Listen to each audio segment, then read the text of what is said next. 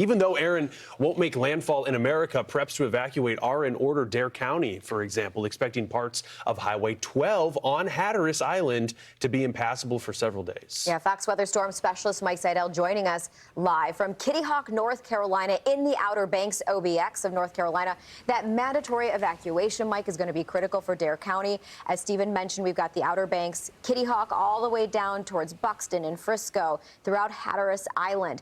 Those impacts as early as tomorrow. I had heard from one of our producers that behind you, because it is relatively quiet, you saw some folks doing yoga a second ago on the beach. Yes, we've got a big yoga class going on. They were in the sand, Marissa. Now they've moved out to the surf. What a great way to take your yoga class, not in a studio somewhere in the middle of nowhere or like the middle of a city. But back here on the beach, we've got the surf up. These are generally about 3 to 4 footers.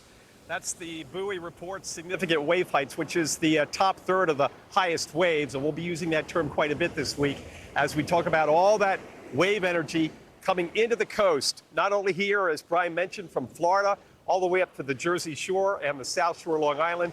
Out there right now with these clean sets, we've got a couple surfers, and they're having a pretty good morning because these sets are cleaned up. It's not a big wash tub right now, and the winds are very, very light with the sun out. We're going to have another warm, humid, sticky day here on the Outer Banks. Let's talk about the mandatory evacuation for Hatteras Island. That's not here where we are, Kitty Hawk, Nags Head, Kill Devil Hills. It's for Hatteras Island. That's from Oregon Inlet south. Let me show you the video I shot last night. We took a little plane ride down towards Hatteras Island. This is Rodanthe. Now, you've heard about Rodanthe in the past. Well, there's the movie. There's also the fact that we've lost houses right on the coast. And that is the S-curve. This opened 3 years ago to eliminate the issues they had on that stretch of Highway 12, which is extremely vulnerable to ocean overwash. And as the Weather Service has mentioned, it's going to be obvious this highway is going to be shut down for at least several days. So that's why the mandatory evacuation for visitors, tourists, kicks in at 10 a.m. this morning for Hatteras Island. That includes Buxton, north to Avon, Salvo, Rodanthe, Frisco, those areas, those towns on that narrow strip of land. And then you get down to Hatteras Island, there's a little bit more width, but still 12 is going to go underwater. That's almost a guarantee. The S-curve came in and that eliminated that stretch near Pea Island, but now you have the rest of 12 south of Oregon Inlet that's still very susceptible. When you have this kind of hurricane, even though it's not making a direct hit, just the sheer size of it and the swell, by the way, swell are waves that propagate away from the hurricane and arrive first. And we'll start to see those, I think, tomorrow and tomorrow night. The real days here for concern are going to be Wednesday and certainly into Thursday with the highest wind gusts. Let's show you the surf from yesterday. This is Kitty Hawk yesterday afternoon and a beautiful late afternoon. Actually shot this about 4 p.m. yesterday here at Kitty Hawk and some folks in the water. By the way, water temperature is 80 degrees, so it's plenty warm. Your peak temperatures in the surf usually occur this time of the year up and down the East Coast and Gulf Coast. As we reported earlier in the season, the water temperatures are already in the upper 80s back in June around Clearwater and over on the east coast of Florida.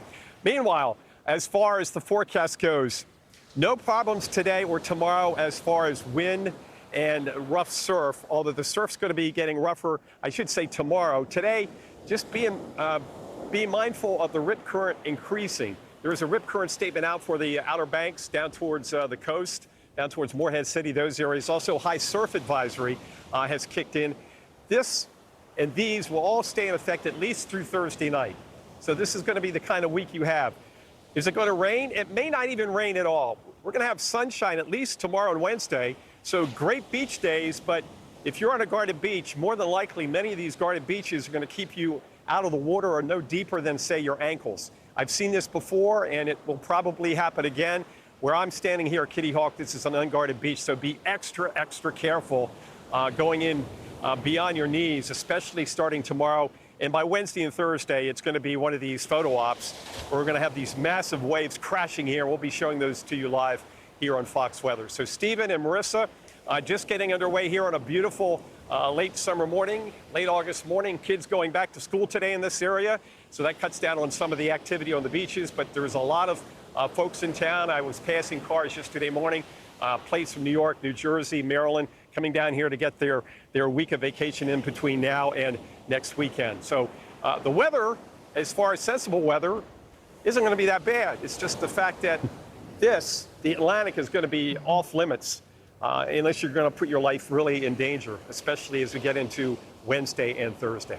I mean, and the reality is, right, it could have been so much worse, right? We could have had landfall, and we're not going to have to deal with that. But I think, yeah, not underestimating the ocean. I was looking at a Facebook thing, Mike, a mom's chat, so to speak.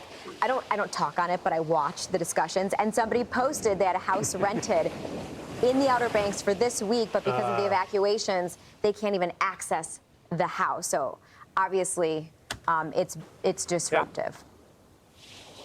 Now I want to show you how wide the beach is. We have a fairly good grade, and there's the very high dune line between the water and the properties, the condos, the apartments, the hotel. So we've got a lot of room to work with. But will that be enough? We'll have to see how it goes. High tide coming back in. It's low tide about 9:30, high tide 4:30. And as Brian mentioned, high tide Thursday evening, also Thursday morning, along up and down the Outer Banks. So those will be the high tides of concern on Wednesday.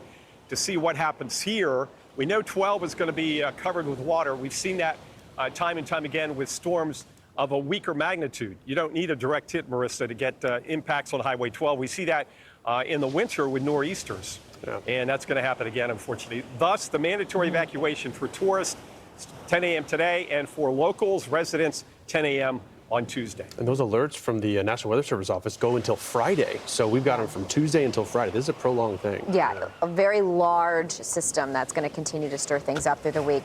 Mike, appreciate that update. Fox Weather Storm Specialist Mike Seidel out of Kitty Hawk, North Carolina.